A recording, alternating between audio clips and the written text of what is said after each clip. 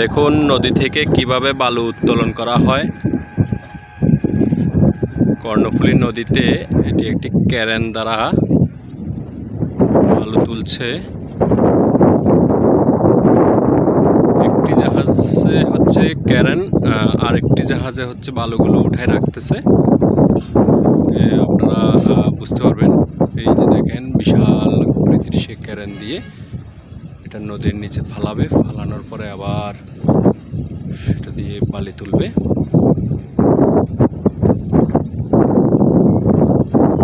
দেখেন ফালাচ্ছে।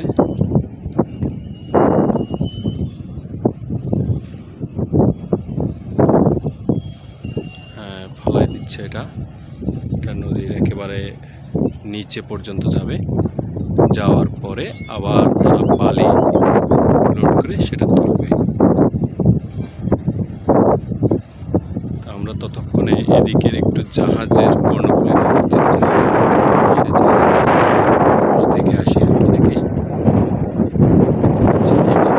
হচ্ছে জাহাজগুলো এখানে কিছু কিছু জাহাজ রিপেয়ারিং করা হয়, আর হচ্ছে কিছু কিছু জাহাজ হচ্ছে এখানে আপনার বিশ্রাম বা তাদের রেস্টের জন্য, যারা নাবিক আছে তাদের এইখানে রেস্টের জন্য আসে।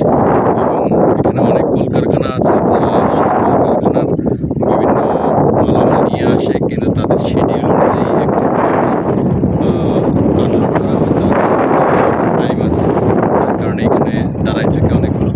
আর বেশিরভাগ হচ্ছে এখানে রিপেয়ারিং করা হয় আর কি। তাদের জাহাজের যে সমস্যা ত্রুটি যা আছে এগুলো ঠিকঠাক করা হয়। আপনারা অনেকগুলো ফেরি দেখছেন, খুবই চমৎকার এই দৃশ্যটা।